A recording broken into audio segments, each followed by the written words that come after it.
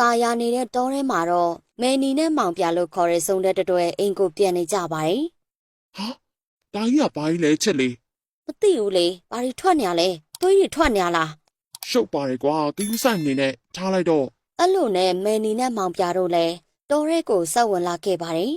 အရန်ချက်တယ်ကိုရဲ့ကိုလည်းအရင်ချက်တယ်မဲနီနဲ့မောင်ပြတို့ကတော့တောထဲမှာ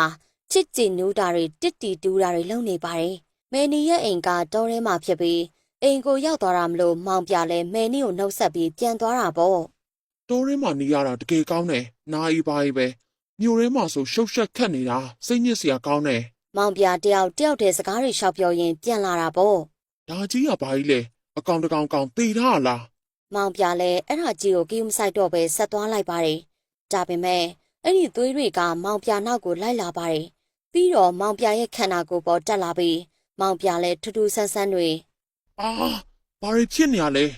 လူသားစားချင်တယ်လူသားစားမယ်ဟာမဟုတ်ပါဘူးငါဘာဖြစ်နေရလဲဘာတွေဖြစ်နေရလဲကွာ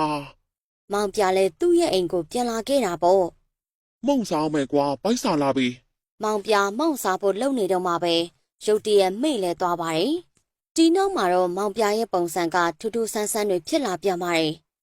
လူသားစားမယ်လူသားစားမယ်လူသားတွေတောက်ရမ်းကိုစားချင်နေပြီမောင်ပြကတော့ဖုတ်ကောင်စိတ်တွေပေါက်သွားတာမလို့လူသားစားဖို့လိုက်ရှာပါတော့တယ်ဒါပေမဲ့မြို့ထဲမှာတော့ဖြစ်ချင်တိုင်းတွေဖြစ်နေပါပြီလူတွေတော်တော်များများကဖုတ်ကောင်စိတ်တွေပေါက်သွားတာပါအဲ့ဒါကြောင့်ဖုတ်ကောင်တွေကဖုတ်ကောင်မဖြစ်သေးတဲ့လူတွေကိုဖုတ်ကောင်ဖြစ်သွားအောင်စားပါတော့တယ်အတော်ဆိုးနေပါပြီမြို့လေငါ့လိုပြောင်းစားပေးမယ်ကွာစားမယ်မြို့တွေကကားလမ်းပေါ်ကကားတွေလည်းမီးတွေလောင်နေရပေါ့သိမကြခင်မှာမြို့ပြက်ကြီးတစ်ခုဖြစ်ဖို့စနေပါပြီဒါပေမဲ့လည်းဒီလိုလူတွေကနေဖုတ်ကောင်ဘလို့စားဖြစ်လာလဲဆိုတာဘယ်သူမှမသိကြသေးပါဘူးဖုတ်ကောင်တကောင်စားတာခံရရင်တော့အစားခံရတဲ့လူကမသိသွားပဲဖုတ်ကောင်ဖြစ်သွားမှာပါမောင်ပြလည်းတခြားသူတွေလိုပါပဲဖုတ်ကောင်စိတ်တွေပေါက်နေပါပြီလူသားစားမယ်ပိုက်စာနေပြီငါပိုက်တွေတအားစာနေပြီကွာသူကြည့်လိုက်တော့တခြားတစ်ဖက်မှာသူ့လိုဖုတ်ကောင်တွေအများကြီးရှိနေတာမြင်လိုက်ရပါတယ်ငါလိုဖုတ်ကောင်တွေအများကြီးပါလားကောင်းတယ်ဒါဆိုငါတို့အဖွဲလိုက်ကြီးလူသားလိုက်စားရမယ်ကွာမောင်ပြကဖုတ်ကောင်အုပ်လိုက်ကြီးကြားတဲ့ကိုဝင်လာပါတယ်